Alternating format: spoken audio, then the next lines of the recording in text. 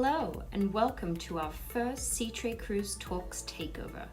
Today, we're tuning in to a session from our colleagues at CruiseConnect, which aired in November last year. At the end of a year that required truly outstanding effort and dedication on the part of both crew and crew managers, it was time to reflect on the challenges and bottlenecks in the system, and more importantly, to share experience and best practices. If you are interested in learning more about the challenges facing crew, you can follow the link in the description to register for the virtual CruiseConnect Europe conference in June.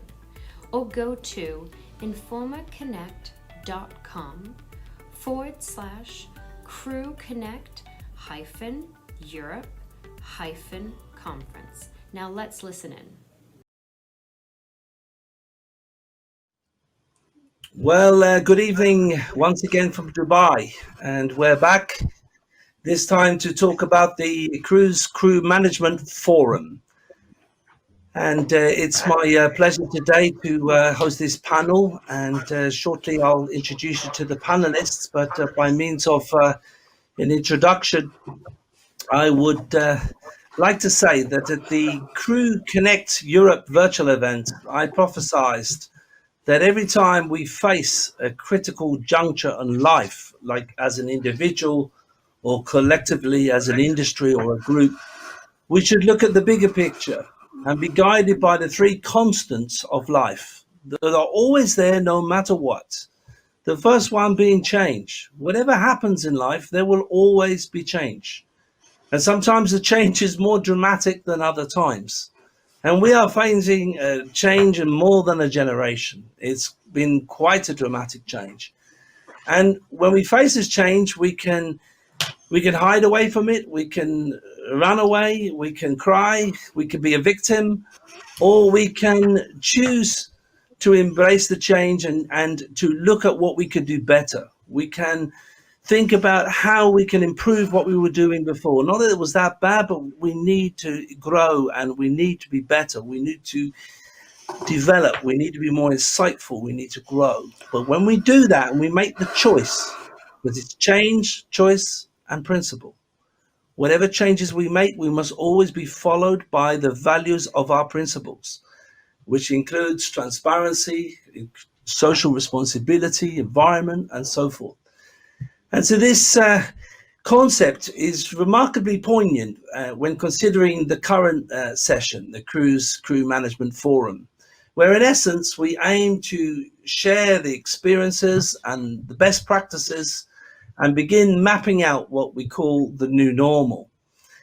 Now, as a hobby, I study etymology, and don't get confused with etymology in terms of the viruses. And interestingly, in etymology, in the late Latin root of the word normal is normalis. And what it means is in conformity with rule being normal. Now, in the Spanish word for normal, for normas, it means rules. If you say normas, it means rules. So in reality, our session today means we aim to map out our new set of rules that we think being the crew, the people being the crew, will need to conform to. And we will have to make it so that they will be able to conform to, in fact, they would desire to conform to it. So to make this session insightful, engaging, focused, and fascinating, we have divided the time into 4 spotlight topics. So I can give 4 titans of the cruise industry their own special time to be able to explain in a little bit more detail their specific areas. So presenting my panelists now, on the panel today, I have Antonella Barbaro. You can see Antonella there at the bottom right. Can you give us a wave, Antonella? Good afternoon, everyone. Thank you, Antonella. We have Dita Jaenicke. And Dita Jaenicke, can you give us a wave, Dita? So Antonella, she's the Fleet Hotel HR Director for Costa Crociere, and she's the bottom right, and the bottom left there, Dieter Jaenicke. He's the chairman and founder of Viking Maritime Group. We also have in the middle there at the bottom, Christian Ioannou. He's coming from Cyprus. He's the managing director for MCTC. Thank you there, Christian. And last but by no means least, right alongside me, on the other way, yes, that way, is Magali Berolucci, Director of Crew Development and Strategy at MSC Cruises. Ciao, Magali. So as I said, we're going to separate this session into specific sections. We're going to look at one different section for everyone. And the first section is going to be for Antonella. And we're going to look at cruise strategy. So think about it for a moment. The cruise lines have this enormous challenge where virtually all of their ships are laid up at the moment. They've got to restart and they've got to bring the crew back on board. And we've discussed that process earlier in the recruitment forum. And once they brought them on board, they've got to keep those crews motivated, inspired, and to give that same excellent level of satisfaction to the guests. And they've got to create the right conditions despite all the limitations and the restrictions. So how is the cruise line going to develop a strategy to do that? So that's what we're going to look at with Antonella.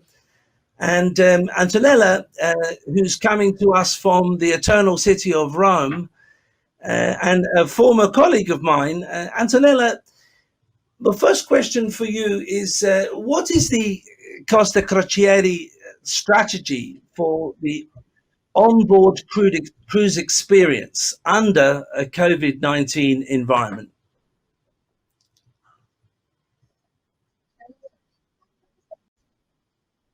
Since April, let's say, in transition period with COVID and post-COVID, as Costa Crociere, we have been working full-time with the government and specific with the Minister of Health and Foreign Affairs and also intern, and with the scientific committee in order to design together the new sanitary protocol to be applied for the restart of the cruise lines. We were very proud to say that we were the first to start amongst the Carnival Corporation. So out of 110 vessels, which are unfortunately still not operating and laid up, we have restarted operation with 3. But the post-COVID-19 new normal is imposed to all the employers and to all of us to think very carefully and to redesign the employee journey and the life on board of our crew members. Because as Magali knows very well, our internal client is the people, is the crew, and our top priority is definitely to create value for all of them and to secure their safety and their health on board. So it was a must-do to redesign or the employee journey in all the touch points, let's say. So I'm sure you already touched some topics before in the previous session, but let's say that we, as human resources, have divided the life cycle of our crew in different phases. So the pre-embarkation phase, the embarkation phase, and now the new phases are the hard quarantine, which is imposed by the new sanitary protocol for crew, and the soft quarantine, which are part of the first 14 days of the crew embarkation part. And then, of course, when they go fully in operation and they go back to their life on board. In our design, the 3 main pillars have been communication, training, and of course, the crew welfare and crew well-being. I would say that communication with the crew has been quintessential all over these months during the COVID period, but mainly also during the transition period, to keep in touch with them, to give, business updates and company updates in general, and also to show our care, because you know that we say that you hire crew, but we retain families. And of course, our thoughts were all for our personnel, but also for all the family and their health status. So we've been in contact with all of them directly or through our business partner and manning agencies. Communication was essential to re-engage our crew on board. And we have prepared a full communication package to share with them and with their families all the actions that the company had put in place in order to guarantee the health of our shipboard personnel. So we send a full package to the agency and also directly to the crew to explain the new protocols for them and also the protocols that we apply to the guests, because you know that our crew is in constant and direct contact with them. Therefore, we wanted to give them a full picture and make them feel secure and at ease to go back on board. On the other side, I know that when they arrived on board, we met them personally. So we were there for all the start of the operation and top management. We held some respecting, of course, cohorting and all the social distances and all the sanitary protocol. We met the crew personally and we gave a voice to them because you know that they came on board, but of course they kept some worries with them also concerning the situation at home. So we gave a full voice and just answered to all the possible questions or doubts that everybody could have. Embarkation procedure have changed, as I said, but the top priority remained the same. So communication is transversal. Communication is important to keep in touch with the families. Of course, we have taken actions in order to give free benefits to the crew, like internet or WhatsApp for them. And as you know, the post-COVID and new normal has accelerated the use of digital tools. This, of course, is in parallel also with the service and the product that we have designed with the guests, and the same has been applied for the crew. So we have redesigned all the crew services, of course, in the use of the vessel has limited space and internal space, so it's very important to maintain social distances, maximum occupancy and cohorting to avoid potential contamination also between departments.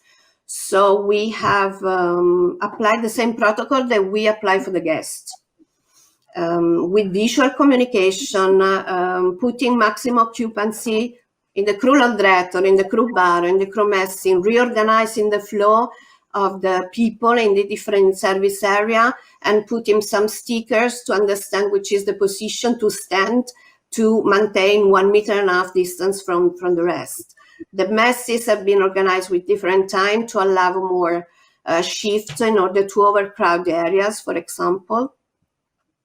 And this goes for all the service. So we have taken X actions. For example, we have implemented more external areas for the crew, which normally are dedicated for the guests, since you know that we have a lower occupancy, to allow them to benefit of fresh air and oxygen and more space, since we need to apply all the sanitary protocol on board. Training have been important for them to know all the procedures. Of course, there have been compliance training in terms of understanding what are the requirements that the potential risk of pandemic can create. But then we have produced product specific by department trainings because the service to the guests has changed.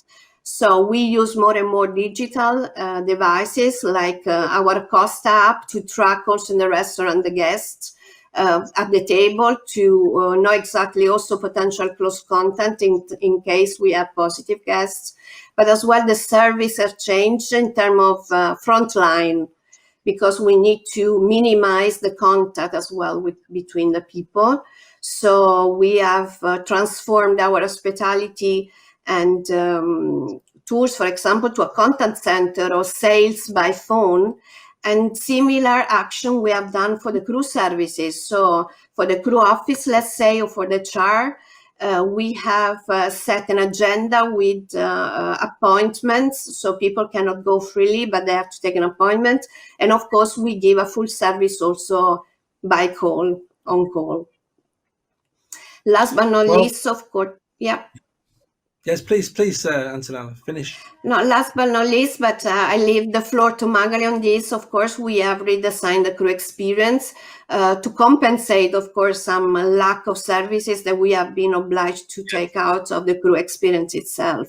So, strengthening the food experience, for example, or the sport activities on board with dedicated sport or fitness instructors. That's as a general overview. I mean, I think that's comprehensive, and it's also insightful because, you know, Costa is operational, as is MSC, and so you've put a lot of thought into this. And I appreciate. One thing you didn't mention, though, that I would like to quickly ask is how do Costa manage the issue of crew going ashore in ports? Because we've heard and seen about the restrictions. So how do Costa manage that? Yes. Well, first of all, we need to comply with Port Authority's guideline directives. And, you know, according to the different protocol, we get different ones because the situation locally can be different. But then at the same time, we need to comply with Maritime Labour Convention, which is, of course, requesting the employers to guarantee shore leave to the crew, because this is as an aim, of course, of well-being of the people. And also by Italian flag and by law, we are not allowed to limit their freedom to go out. So we manage in two ways.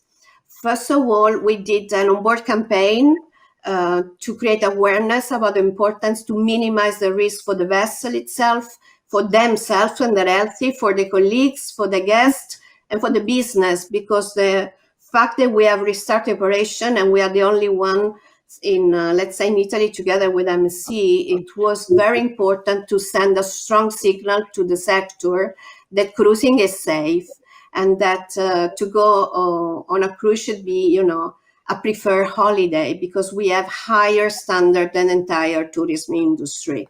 So we made this campaign, which was called Stay Safe, Save on Board, to minimize the reason to go ashore. And we brought everything they needed on board at cost price. Secondly, as you know, we allow our guests to go ashore with protected shore excursions, the famous bubble tours, because people who are taking our tours are like in a bubble, they are safe, they are protected. It's like a cocoon type of excursion whereby, of course, there are very strict protocols for the bus driver or coach drivers and the guides. We respect all the protocols in terms of sanitation and social distances, PPE, personal protective equipment, and people, they are not allowed to go on their own. They have just to follow the group. We did the same for the people, for the crew. So we create similar programs because, as I said, we have been working a lot on crew welfare and crew well-being. But it's important also for the crew to discover destination because they are our internal client and to have the chance to go and experience as well, you know, the culture, local culture, and food experience. So we design specific products for them, also according to the time frame, because you know that they have to work and they have a tight schedule. And I have to say that we got an excellent ENPS, so the Employee Net Promoter Score after the tour was very high. They really appreciated the effort that the company has put in this program. And of course, last but not least, of course, this is for free. So it's at our cost.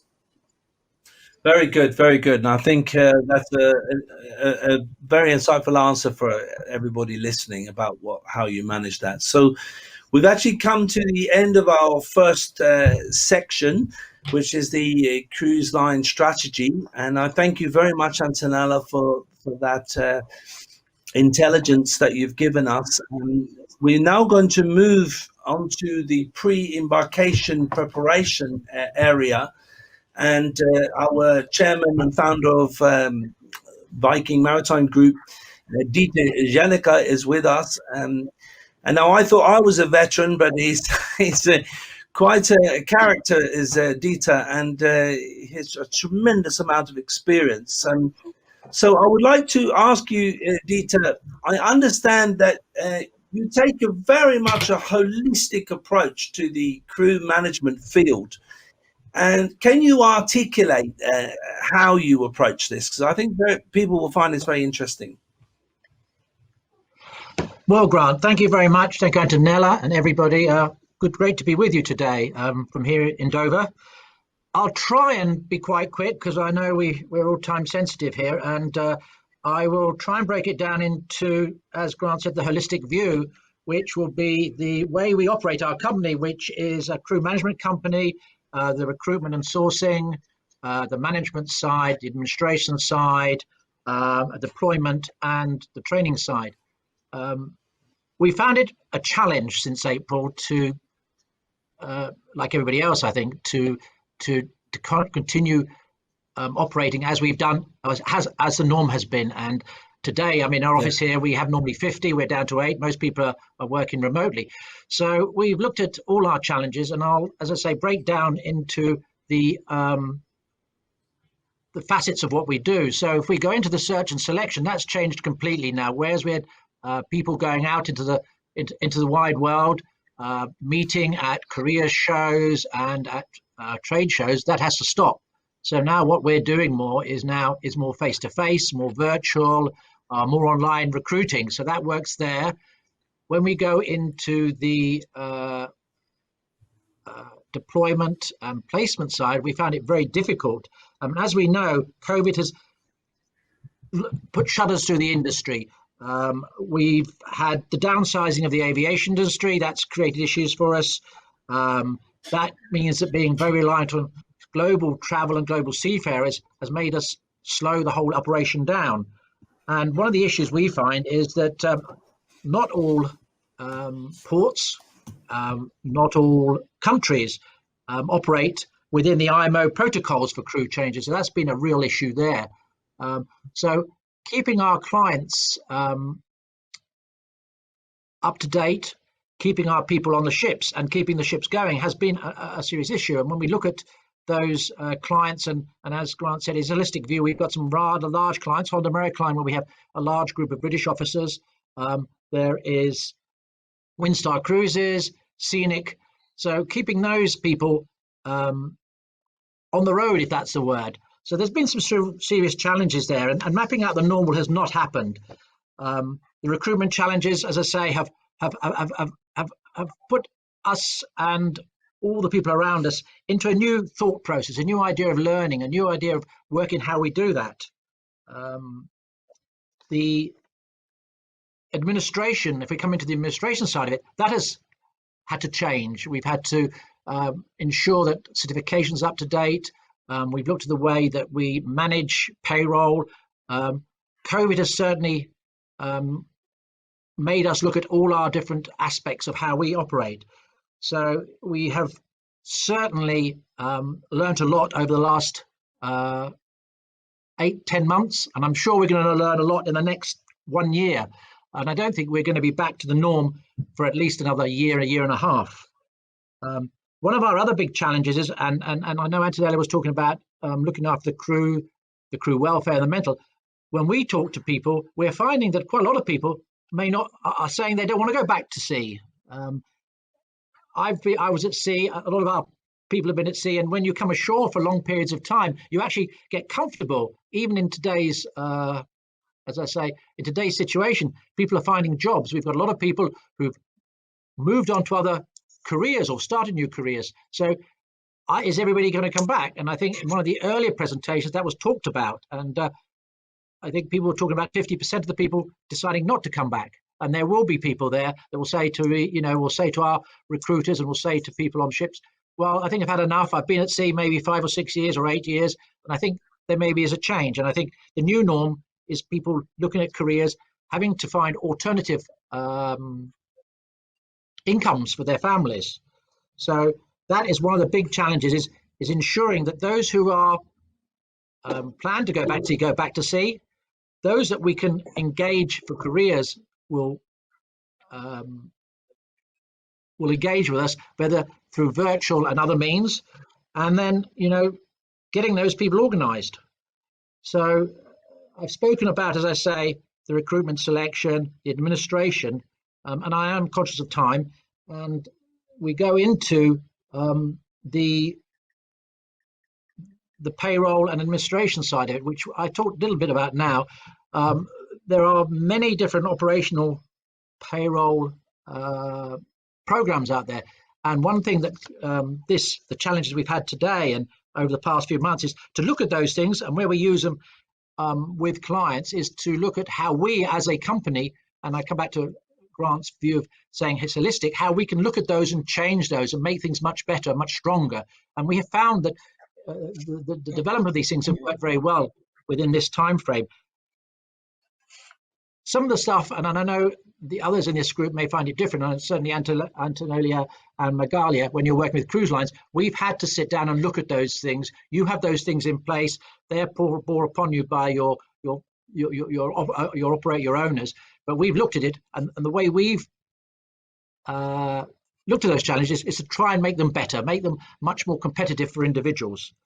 And if we move on to I think, when we have the individual seafarers, whether they are officers or concessionaires and ratings, is how do we ensure that they're ready to go back to sea? Because as we know, we are now into the 5th year of MLC.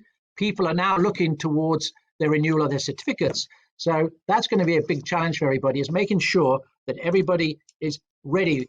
Us as crew manager, the gatekeepers for those companies we work with, and to make sure that those people not only have all their medical certificates up to date, they have their SCCW certificates up to date, and the paperwork's up to date. One of the things I think that's been mentioned earlier on today was to have a universal Siemens credential globally. That is something I think we should all work together to work towards. And then what we have at the end of the day is, as I say, the training and ensuring that those people are going through the system and being ready to go back to sea. I mean, how does that sound to you, Grant? That is a sort of very quick overview of what we've been trying to achieve the last 10, 12 months.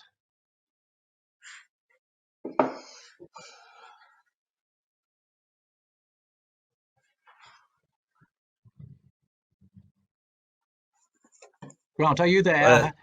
Yes, I am. I was just saying that's a great answer. Thank you very much, Dieter. And what you did the answer so well that actually you've answered my second question. So I'll move into the third question, because you really gave a great view of all the issues. We a little bit tight for time, but I was in Portsmouth recently, and I heard about you that you own a world-leading simulator in the city for deck officers. And please, can you quickly share your insight into this ambitious project and how you operated during the COVID-19 crisis? I'll try to be very quickly. I mean, just to give you an underpinning to it, we train here in Dover. We have a facility here which is a pool, firefighting. We do helicopter training. We have a damage control unit. So Portsmouth for us was a move forward. We worked very closely with Virgin Cruises. They have a very holistic view towards what they wanted to achieve. And they had officers coming from various different companies. So what we tried there was to put together this program, and with Virgin and with Wärtsilä, we put together this 360-degree simulator, which is world class. It's a nice toy. It works very well. We have a simulator which everybody understands, but when you look behind you, you see the ship. You have bridge wings where you actually see down. It's the only one where the bridge wings are actually built into the ship. And recently we have, during the period where we haven't had that many people through, we've been doing some research and development with Wärtsilä, and we do an underwater model now. So, and we were working very much with MSC on this, and we had some Italian officers in earlier on this year who wanted to see the how one of their vessels worked by going over the banks coming into Southampton. So we could actually show them the underwater profile, how the azipods worked. It was a very, very, very strong program. So that's how we built the place in Portsmouth. But it is there. It's working at the moment. We continue to do R&D. We're doing the polar codes. We're doing some Antarctic mapping and training like that. So yeah, it's been a challenge. but we're there. We're still working, and I think when we come back into 2021, there's going to be some really great things happening. Well, I thank you very much, Dieter, and in particular, thank you for opening that centre in Portsmouth. I was born there. My great-grandfather was Lord Mayor, and it's a very important development for the city. So thank you very much. We're now going to move over to the next section, our third section, with Christian Ioannou coming to us from Limassol. So we go from Kent to Limassol. And Christian, you have a catering management services for like 600 ships, and also you're heavily involved in the training. And so I want to look at this area with embarkation, life on board. You know, for you, Christian, what has MCTC, your company, learned from the COVID-19 crisis? What are the lessons learned, and how have you adapted? Well, Grant, thank you very much, first of all, for having me, to all of you guys. It's a pleasure. I would say in a very simple sentence, what we've learned through COVID-19 is to be ready for the unexpected and ensure brilliant relationships. I think this is one of the biggest lessons we have had in the last couple of months. In a time of crisis like this, it is where your work ethics basically come into place. Where we're supplying quite a good number of vessels, as you have mentioned, with food and providing them with our catering training, management services, and almost literally overnight, there were so many restrictions worldwide where we could supply any of our vessels. So the convenient ports, which we knew as being convenient, out of the sudden were inconvenient ports in supplying food on board. So this is where the teamwork basically kicked in, and our team has spent hours and hours being in close communication with all the vessels to ensure that they really knew, to ensure that they will get the provisions and the food that they require to move ahead, but not only sustain them for a month, but also sustain them for 4 or 5 months to come, because none of us knew actually how long this is going to take. So we wouldn't be able to do that without a very strong assured team, an excellent collaboration with the guys on board the vessels, with the crew and the captains, but more importantly as well, by having great relationships with our suppliers. We've been having last-minute orders, overnight orders, where vessels were deviating because of restriction ports. We didn't know what was going to be happening. So we made it through the night. We made it through the crisis in the first couple of months purely because of the amazing collaborations we've been having with our teams, and that includes the vendors and the suppliers and everybody will be using to provide our services. And I think the lessons learned through COVID is always have the work ethic in order to make sure that you have an amazing relationship with everybody. I mean, the industry has to work together. It's not about competition anymore. It's not about us or them or anybody else getting the business. It's about working together and making sure that we communicate well and we make sure that everything will arrive on board the vessel for the crew and everybody else to be sustained. It is also extremely important because we are in a comfort zone, everybody ashore, and we don't really, those who are not seafarers, they cannot really understand the guys on board the vessel and be stuck on board for quite a few months. So it's extremely important as well to feel for the seafarers. And we were always discussing with the team, even if we spend a few more hours in the office on a weekly basis, it's not even close to compare to what the seafarers have been going through the last couple of months globally and still going through globally. When we're looking into the second element, which you've mentioned, Grant, which is the training, we've got a program, quite a large program, which we call Catering Competency Development, where we've got more than 2,000 participants having undergone our distance coaching program while they're on board the vessel, which is called Safe Food Handling and Nutrition course. As far as COVID is concerned, we see the trend from the onshore courses moving into a more digitalized era in regards to delivering courses, which is the online version. We're blessed by it because we've been having this for a couple of years already. And we as well see and get the feeling that the seafarers, when they at last go home after a 10 months contract, the last thing they would like to do is to spend another couple of weeks in a training center, rather they would like to go home and see their families.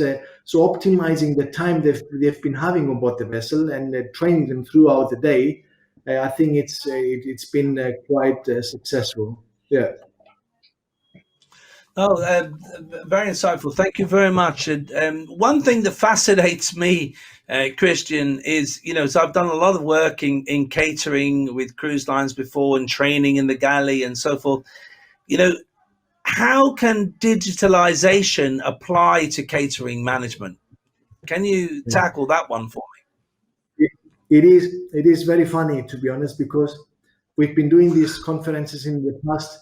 In the past, we've been discussing when will digitalization come, and the same goes with conferences like this one, and within a month we all got so educated about technology and digitalization. It's amazing.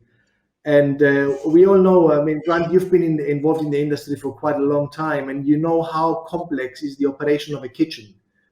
Absolutely. It required so much effort in producing one simple plate. It involves so many details and requires extreme good time management, organization skills, and so on and so forth.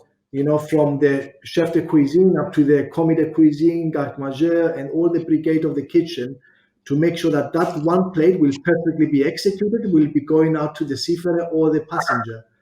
By having a proper digitalized tool to do this and help the kitchen brigade, it's a must. I mean, we've been having one from the day one.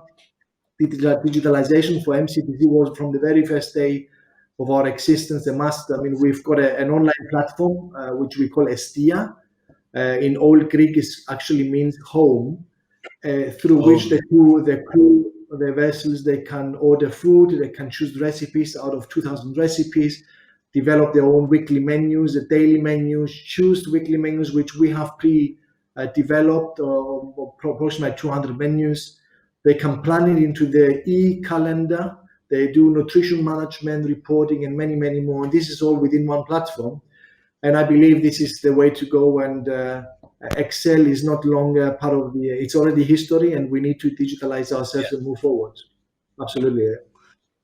Well, very good answer. And it seems you've done a lot of work in that area. So I thank you. And that brings us to the end of that section, Christian. It leaves me to say, Ευχαριστώ πολύ. And thank you coming from Cyprus. So we now move into our final spotlight segment with the Magali Berolucci from MSC Cruises. The wonderful Magali. Also, I've worked very closely with you in the past, Magali, and it's great to see you here like it is Antonella. In fact, everyone, I'm used to seeing you under different circumstances. But my question for you and MSC is, what changes did MSC Cruises make to the management of crew and conditions on board to successfully operate during the summer of 2020 in the Mediterranean, because you were active?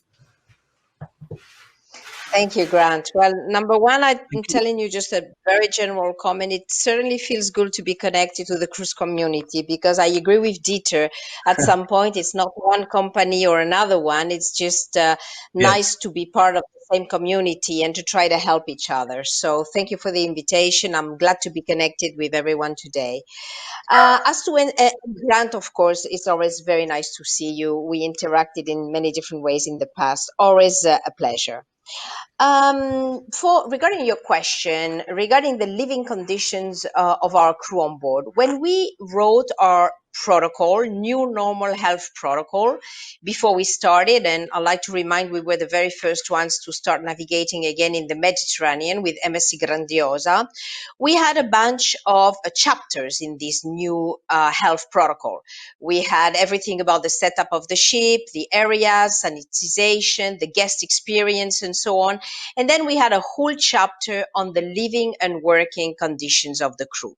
So this is this chapter I'd like to talk to you about, and I'm glad to be able to talk about it after a few months of operations, because we are operating right now. Of course, our occupancy is not 100%, which we wouldn't like it to have as anyway as guests, but we are operating, and so far we have not been stopped. We haven't had any issue or anything with MSC Grandiosa, so we are very proud. So what's going on for the living conditions of the crew? Number one, if their origin country is imposing a quarantine at home, we managed that in a hotel or something.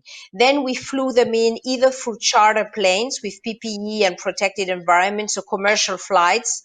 And then they were all tested in the port terminal before embarking, and we were waiting for the results prior embarking them. Then no matter what the result was of the test, because at MSC we tended to have a very, very strict health protocol.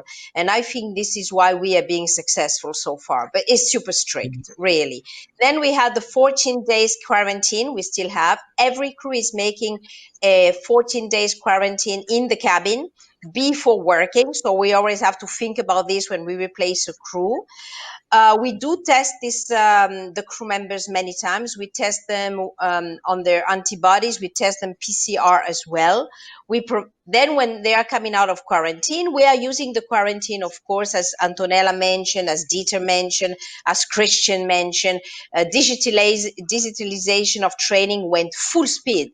I mean, e-learning, videos on the TV and everything. We use the quarantine time to fully brief them and train them and so on and so forth. They were all in single cabins in order to avoid, of course, any contact, which is not the case normally. We do have crew members in double cabins. We had single occupancy only.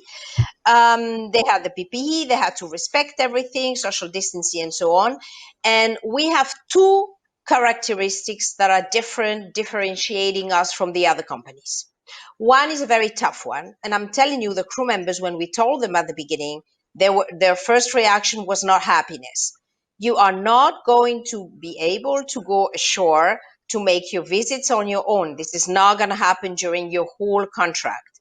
We have reduced the duration of the contract during these times, so it's not as long as it used to be, but still, Right. they are not going outside because we don't want to take any risk of contamination.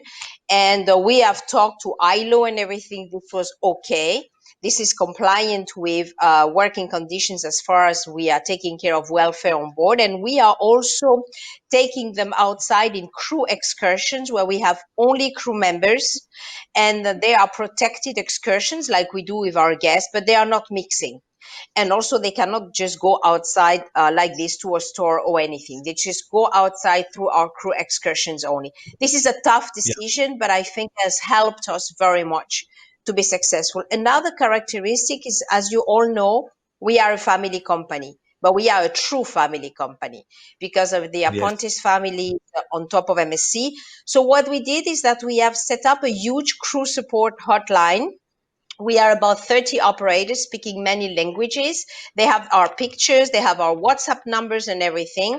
And if a situation is becoming, difficult in terms of mental health, then we have an expert psychologist talking to the crew. Other than that, they're just calling us, the operators, and say, hey, how are you today? And I'm okay. And how about you? And so on and so forth. So they can call anytime, any day, any of these 30 operators that are dedicated to the shifts. This was, I think, a big difference. Have I answered your question, Grant? Yes, you have eloquently. Thank you very much for that. And I do have a supplementary question. Because you've had yourselves and Kos have both been active, and it's great to draw from this experience because this is real experience of operating.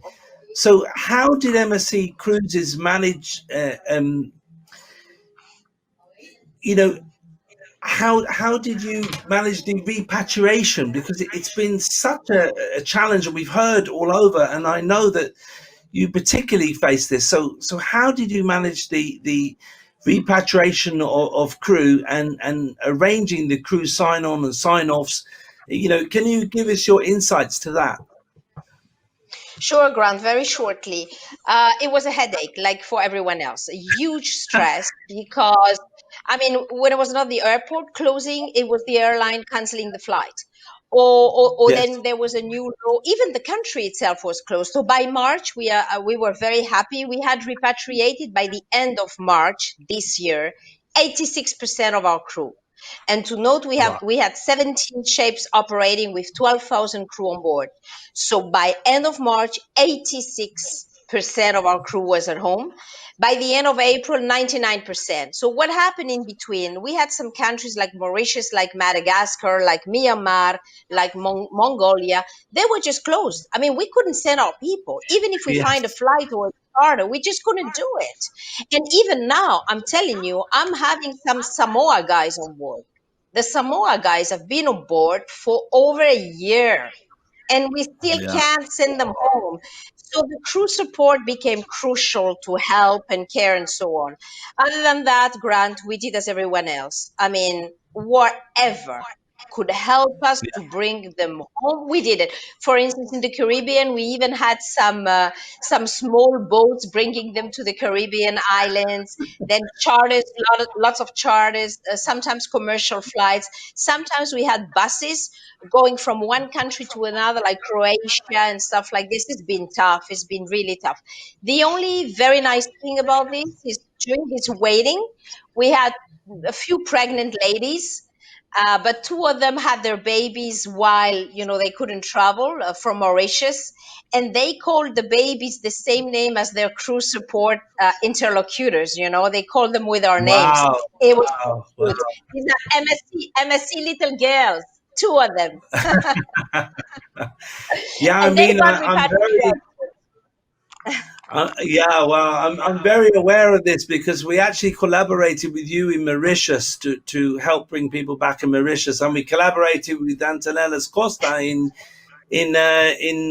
India, where we repatriated 6,000 crew in Inchcape. So we are all too aware of these challenges, and it's great to hear the stories. So I'm looking at the chat room now, and we've just got a couple of minutes, but we do have a specific question for Antonella actually in our chat room. So we just got a minute or so to answer this, Antonella. Has it been more challenging to comply with MLC hours of work and rest with the implementation of the new COVID safety protocols, even with a reduced guest capacity? Of course, we have readjusted the manning, so I can confirm that in all the area where it's required cleaning and satisfaction, we have a higher number of crew members compared to the normal. So I would say no, but we have redesigned also the manning in terms of specific position that we need on board compared to the normal situation. Of course, we are very careful to determine attendance and not to go over the time. Yes. So, and thank you very much for that. Magali, do you want to add anything to that? The same question. Same as Antonella. I mean, there's nothing new in that. We are being very careful, as we always are. But I have to say, to be completely sincere, our crew members have been not as busy as usual because the occupancy rate is not the same as usual, and we didn't decrease the manning so much. So this has not been an issue so far, I have to say, not at all. Okay, very, very clear. So we're running out of time. We have just 1 minute left, so I can now begin to close the session. First and foremost, I would truly like to thank our panelists, Antonella, Dita, Christian, and Magali, all very articulate and some great insight and answers. And I truly hope that our audience enjoyed the session. I think what's clear is this is a complex issue, and the only way to move forward is we have to work together, and we have to be versatile, and we have to maintain positivity, and above all, we have to take care of our crew. So once again, thank you very much. I do hope everybody liked this Cruise Crew Management Forum, and that brings our session to a close, and we'll be handing now over to Joanna and the Informa team. Thank you. Thank you very much to all of you. Thank you. Thank you very much. Thank you. Bye-bye. Thank you. Bye-bye.